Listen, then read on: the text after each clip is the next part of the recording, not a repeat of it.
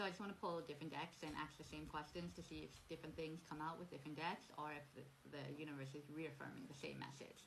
So the first card that I got with the medicine deck is Great Mystery, and it's like a grandmother figure, right? And you see how that wisdom, and this is what I was talking about, past self, like you have wisdom from the past lives that you've had, and also you're probably an old soul who has a young spirit at heart but is an old soul in terms of your wisdom. So it's like people always don't know what box to put you in, because you're this playful, innocent person, but then you have like this abundance of wisdom and old soul. You're not that serious, but when it comes to the information that you share, you are playful but serious with what you're saying, right? So it says Great Mystery, number 11, 1-1, maybe you're seeing 1-1 a lot, 11-11, and it says, I reveal the wisdom keys of your destiny.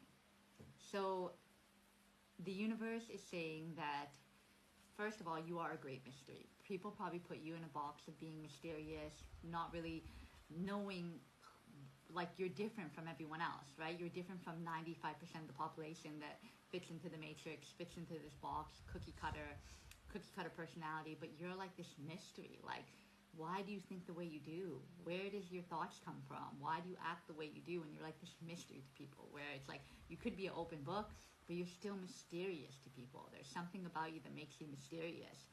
I think it's the wisdom, the way that you share things. It's like that which makes you mysterious, because how did you gather all this wisdom? And the universe is saying that they're revealing your destiny. I reveal the wisdom keys of your destiny. So it's like, look within, because the wisdom, the universe is revealing what your destiny is. Now things are unfolding, because you've been doing the self-work, the building your self-esteem, wanting to experience all that life has to offer, trying to experience all that life has to offer, and you're doing all these things like accepting your magnificence. And I put away the animal cards. I forgot what they all were. But now the creator is saying, it's time. I'm going to reveal to you, I'm going to give you some downloads so that you understand what you're meant to do in this world. And maybe you're already doing it, and the universe is pushing you forward to be like, keep doing that. You're doing the right thing. You're on the right path. Don't stop. Like, when I tell you get up and do it, get up and do it. When you feel like, oh, you don't want to do it because you did 100 other things, and you feel like you're just lazy to do it. It's not even tired. When you're exhausted, listen to your body, and you're exhausted. When you're just like, oh, should I do it? Then get up and do it. Like right now, I took the kids to the grocery store, came back, unpacked the groceries, ate some food, and then my little one took a nap. So I was like, I'm just gonna chill and watch something while he's sleeping. But no, my action proneness said, get up and record a message, right? Like, just do it, because you don't know when you're gonna get busy over and over, or you don't know if you're gonna have another ascension where you feel like not doing anything. Right now, you're okay, your mind is clear, record something. So the universe is saying, through recording these, maybe you're going to get your wisdom on something else, or something else that's meant to come out for the collective, right? So the universe is revealing what you're meant to do. So the next card to come out was Sacred Sexuality, and that's number 3, and it says, reconnect with the source of your divine sexuality. See, that's the snake coming out, and it's in a spiral, like all this geometry. I need to get into sacred geometry to really understand this, and to understand these cards more, because this is all circles, but like, you see how it's like kind of moving like a snake too? It's like an 8, and then it's moving how a snake would be. So this is saying basically, and this is coming from the roots of a tree, and that's a tree at the top, the leaves. So maybe you've been on this journey where you've been celibate, where you haven't been intimate with anybody, you've been basically saving yourself and not giving your energy away to anyone that's not gonna commit and be there for you, right? Like someone that just wants to use you for your body and not really build something with you. So you're like, no, I have my self-worth, I have my self-esteem, I'm not just gonna give my body away to anyone. I don't care if you're a sexual being and you like being intimate with people, you're still like, no, not gonna do it, not gonna put myself in that situation, because for you could be that type of person that when you do be intimate with someone, when you're giving your vessel away, it means that you care about that person and you see something with that person, and you get attached to someone because you feel the connection on a deeper level. You feel the chemistry, you feel the compatibility, So you're like, I'm not doing that unless someone meets me on the same page, right? Unless someone wants commitment to build something, then it's not worth it. If they just want to have fun and not, then it's not worth it for you. So it's like your reconnect with the source of your divine sexuality. So just because you're not being intimate with someone doesn't mean you can't still be a sexual being, right? Like your sexuality is your grace, the way you talk, the way you move, the way you speak. Like it is like sexual, but it's not in the terms of like how society has labeled sexuality, how society has labeled feminines are supposed to be, right? Like you exude sexuality, and it's not in a way that's like that's, I don't want to say raunchy, but like the celebrities that are talking about it, like the rappers and everything like that. No, that's not how you exude sexuality. You're not just talking about intimacy as if it were just like something that you're using the person to get something out of them, right? Like your sexuality is your feminineness. Your sexuality is how you create things. Like you are tapped into your sexuality, the way you dress, the way you do your hair, the way you do your makeup, the way you walk through this world, the way you walk, the way you talk. Like you're reconnecting with your source of divine sexuality, and it's like what's making you magnetic, but you're not giving your sexuality away anything. You are just this sexual being, and that's what makes you mysterious, because people can see it with you, but you carry yourself with such grace and class, and you're just not going to give yourself away to anybody. So it's like you're reconnecting with your divine sexuality, and that is like tapping into what you feel and tapping into source too. It's not meant to shy away from sexuality, but just exude your sexuality. I don't even know if I'm explaining this right, but like it's like sexuality means so many things, right? Sexuality is knowing what you want out of a person, knowing what you're attracted to, knowing what fuels you, knowing what type of relationship will fulfill you, right? So it's just like your sexuality is that you know the things that you love that are beautiful, right? Like, and your like music, right? When you dance to music, you're sexual when you're dancing. You're moving your body, you're flowing your hips, you're feeling yourself, right? Like, so that whole thing is like you are just in touch with your divine sexuality, and that's how you manifest too, because you're feeling what you want, right? So that's how you'll manifest a partner too, is by feeling your sexuality, feeling into what you want, right? I hope I described that properly and you understood what I was saying. But the last card that I got was Mother Earth, and it says forge a new alliance with nature. So either you are still living in a city environment and you need to move, go to a place that's in nature, or you've recently moved to a place that is surrounded by nature, or you've been getting out in nature more, right? So it's saying that you need to make sure that, and you probably are actually, because it's like you either you need to make sure, or you already are forging this alliance with nature. You're either spending time, you're spending time, and there's so many symbols on this. Like I've got this card before, and it's crazy how many symbols are on this, if you can see it. I don't want to go through it right now because it's a lot. And the moon is at the top, like there's all these animals, everything to do with nature, right?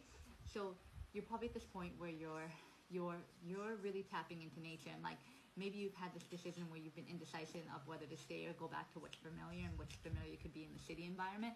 But every time that you think about it, you maybe look out your window because you have a good view of a beach or a mountain or trees, and you're like, wow, like I can't give this up. This is what's beautiful. This is what's meaningful. To look at a brick wall is like, oh, that would be so crushing, right?